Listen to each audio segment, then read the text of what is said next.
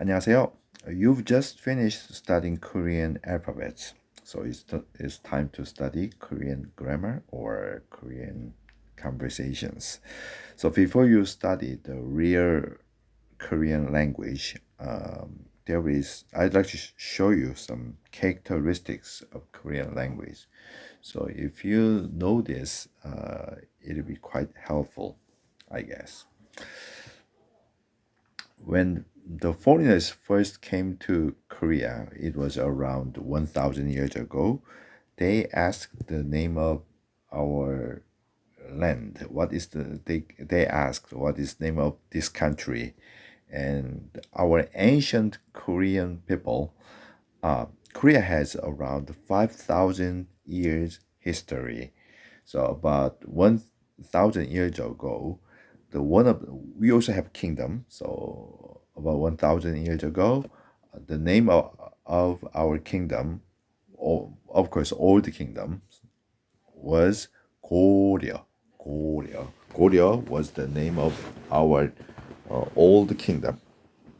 And then the foreigners said, "Oh, Korea, Korea." So they said, "Oh, it's a Korea." Okay, so now the foreigners called us Korea. But actually, we don't call ourselves Korea because Korea, Goryeo, is the name of old kingdom in Korea. So this is our national flag, and this is our land. As you well know, the northern part is the communist North Korea, and south is the democratics. So South Korea. And this is Seoul, our capital, and my city Busan is here. Okay, and it takes around 5 hours by bus or by car, or 2.5 hours by train or airplane. It just take less than 1 hour, maybe 40 minutes or 50 minutes. Korea is a very small country, as you see. Anyway, now we call ourselves 한국. Okay, we call ourselves 한국. Okay, Han is the name of our tribe. Okay, our tribe name is Han, and Guk is country. Okay, so tribe Han's country is 한국. 한국. Okay. Okay. Now I will tell you the 6 characteristics of Korean language. First, spelling and pronunciation, and second, noun endings. So in Korean language, behind the noun, we need to put something, that is noun endings. And number 3, word order. And number 4, verb endings. Behind the verb, we also need to put something, that is verb endings. And 5, honorification. So in Korean language, whether we respect the subject or we respect the listener is very important. So depending on their age or their social status, we choose the honorification forms. And 6, omission. We also omit a lot. So we omit the subject, we omit the numbers like that, depending on the context. Okay, so let's look at this in detail. Okay, so the first, number 1, pronunciation and spelling. Okay, people, live, feet. So these are all E sound, but the spellings are different. So people, E-O is pronounced E. Live, E-A is pronounced E, long E. And feet, E-E, right? So the spelling is different. In Korean language, when somebody said E, uh, the pronunciation is still E, the same. Okay, no difference. And how about the CH? Chorus, China, Michelle, these are all CH, but the pronunciations are K, Ch, Sh, different. In Korean language, when the spelling is Ch, the pronunciation is still Ch, right? So that means in English, the relationship between pronunciation and spelling is unexpected and irregular. But in Korean language, expected, regular. Okay? 네. And of course, we also have the variation in pronunciation. Sometimes we change their pronunciation, but that is very regular, very expected. Okay, so it's not that difficult. Okay, you don't need to memorize the spelling and pronunciation respectively. Okay, so you can memorize the pronunciation and spelling at once. Number two, noun endings. Noun endings. In English, the students love their professor. Really? Yeah, I hope so. Student, noun, and professor is noun. In English, they don't put anything behind noun. But in Korean language, 학생들, 학생들 means students, 교수님, professor. 사랑해요, love. Okay? 학생들, 교수님, 사랑해요. This sentence is wrong. Why this is wrong? Because 학생들 is noun and 교수님 is a noun, but behind noun there is no noun endings. That's why this is wrong. So what is correct? We need to put these. So first, 학생들 E, this E is subject marker. And so that means it shows that, oh, 학생들 is the student, is the subject of the sentence. 교수님 을, okay, 을 is object marker. So that means 을 shows that 교수님 is the professor, is the object of the sentence. Okay, so these are noun endings.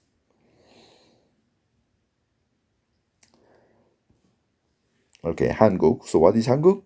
We call ourselves 한국. Do you remember? So 한국 is the noun. So we need 한국 is noun. So that's why we need noun endings.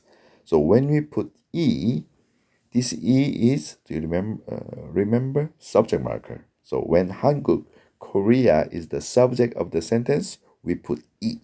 Okay. So when you put e, so this e shows that, oh, this word is the subject of the sentence. And when we put un, this is topping marker. So maybe you might feel that what topic is. Okay, so I will explain this in unit 7 or unit 8. Okay, and 을 is object marker. So when we say, oh, I love Korea, so Korea is the object. So then we put 을, object marker.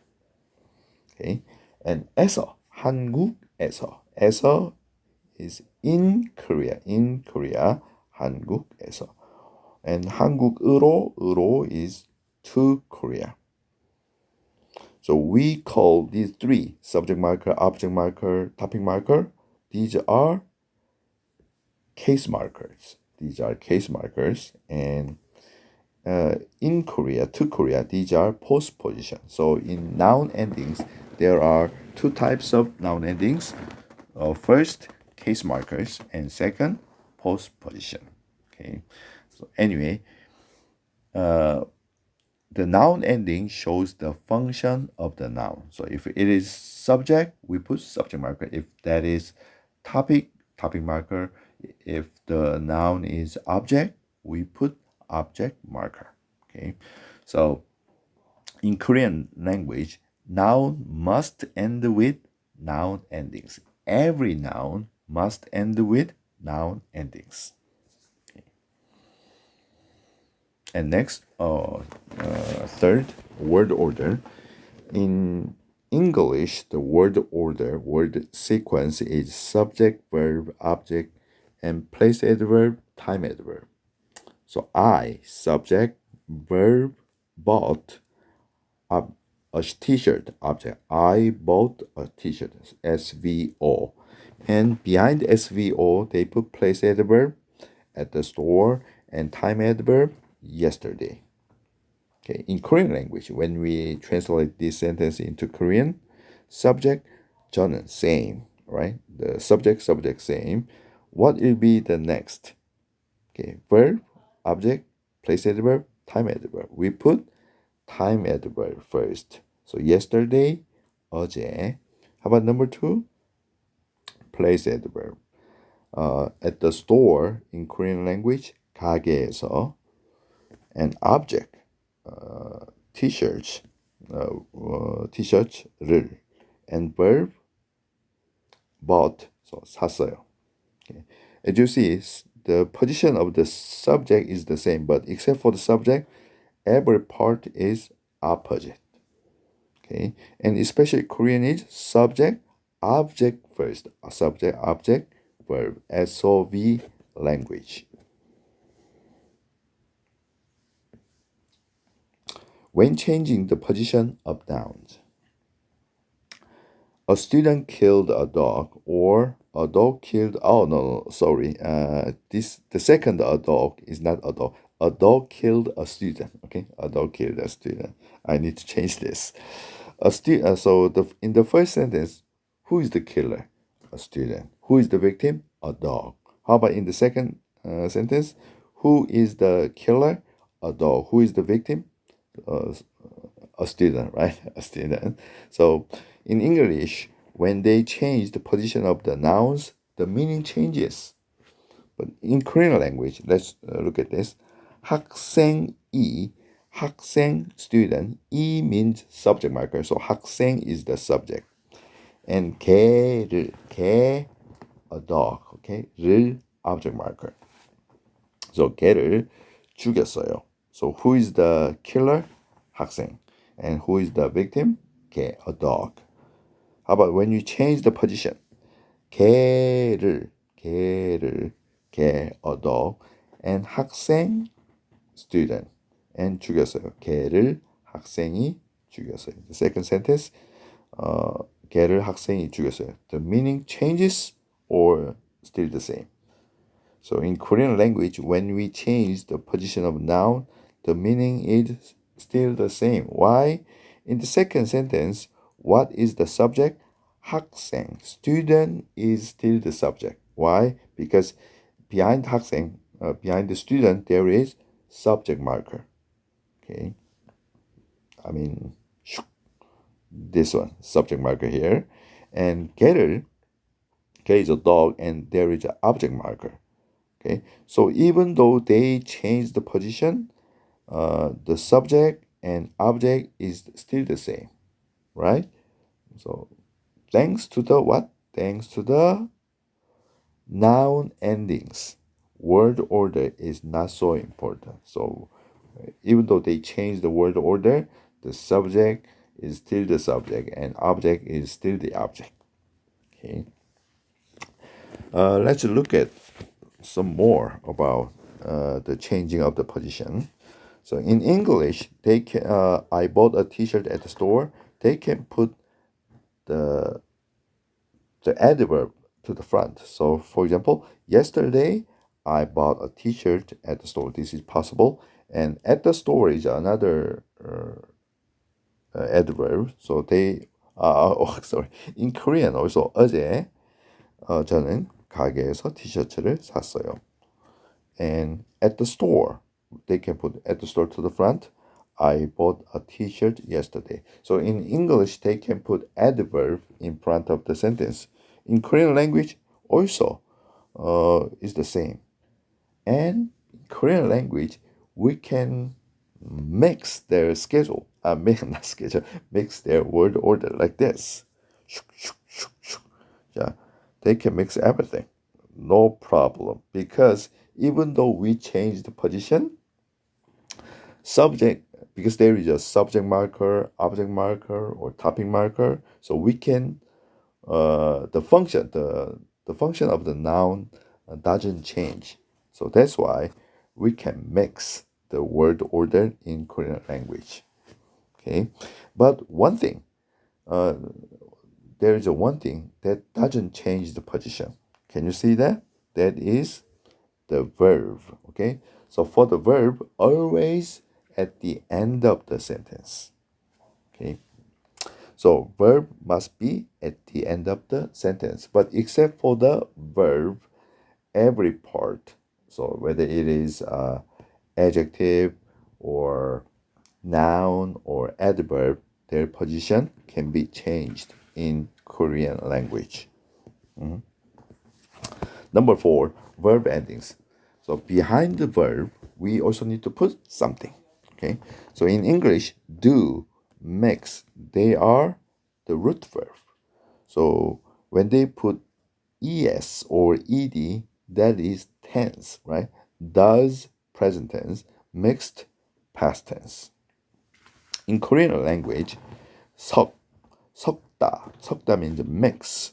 Okay, so behind the 석 is root verb. So behind the 석, when we put ot is a tense. This is a past tense, and we call this prefinal endings. Prefinal endings, and behind the tense, we need to put one thing more. That is final endings. Okay? So in Korean language, behind the root verb, we need two things. So the first, pre-final endings, and second, final endings. So we call these two, pre-final endings, final endings, verb endings. Okay? So yeah, verb also need to end with verb endings. So I will give you some more examples about pre-final endings. Prefinal ending shows the tense, respect, and aspect. Behind the root verb. In Korean language, behind the root verb, what do we need? Pre-final endings. And behind pre-final endings, we have final endings. So through pre-final endings, we can express honorifics. Honorifics means the respect to the subject, and so like this, 드세요. If you don't know, never mind. We are going to study later. Okay. Aspect is like a present continuous, present perfect. Okay. And number three, tense. So present or past, we can express these three through pre-final endings. What can we express through pre-final endings? Honorifics or aspect or tense. Uh, yeah, right. These three. Okay. Oh, honorifics means respect. The same one. Okay. And how about final endings? With the final endings, what can we express? So behind the root verb, we need pre-final endings and final endings. These two are verb endings. And through final endings, we can express the politeness to the listener. So we call formal polite or informal polite. And when the listener is not older than us, when we don't need to be polite, we use informal non-polite or formal non-polite. We are going to study one by one later. Okay, and through the final endings, we also can express the types of the sentence. So when the sentence is a statement, we use different type of final endings. When the statement is question, when the sentence is questions, we use different type of final endings. Number three, command or suggest. Okay, so depending on the type of the sentence, we also choose different type of final endings. Okay, so you might think that, oh, that's very complex. No, it's not that difficult. Don't worry. Okay, I will teach you one by one. Yeah. Honorification. Honorifics are quite important. In Korean language, we show our respect to the subject and listener, or sometimes to the receiver, or receiver of something. So how? Through the subject marker or through the pre-final endings? Through the final endings, we are choosing one of these. Okay. So to show our respect or to be polite, we use these types of honorification. Okay. So honorifics are quite important. And something is not necessary in Korean language. Number is not that necessary. So I mean, whether it is singular or plural, that doesn't matter in Korean language. And article, a, an, or the, okay, is not that necessary. And possessive means my, your, that is also not that necessary. And sometimes subject is also not necessary. So how should we know?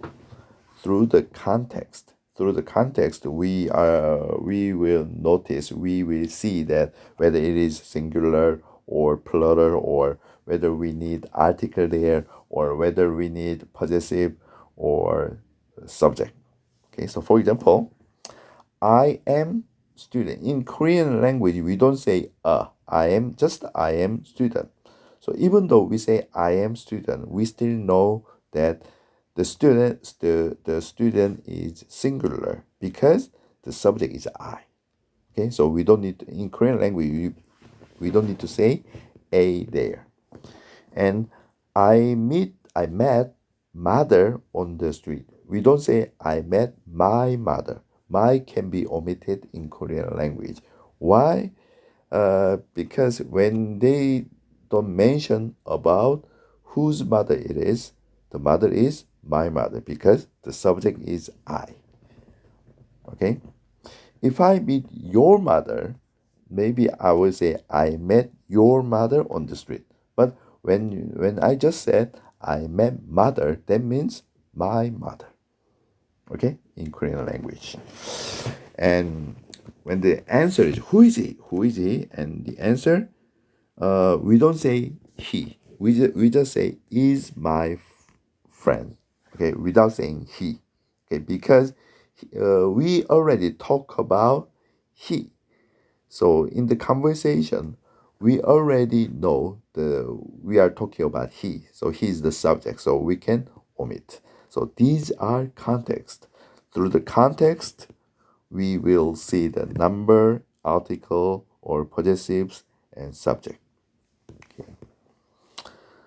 So far we study about the 6 characteristics of Korean language. First, spelling and pronunciation. In Korean language, the relationship spelling and pronunciation is expected and regular. And number 2, noun endings. In Korean language, noun must end with noun endings. There are 2 types of noun endings, case markers and postposition. Number 3, word order. In Korean language, it is a SOV language and relatively free. Okay, the verb must be at the end of sentence, but except for the verb, the rest parts are free. Number 4, verb endings. Behind the verb, we also need to put verb endings.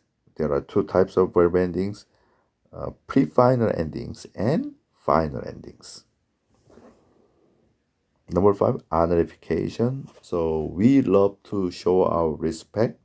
So that's why we have many honorification forms. So later you need to memorize. Okay.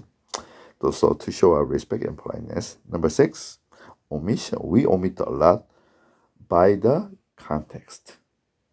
Okay. Yeah. That's it. Thank you. 감사합니다.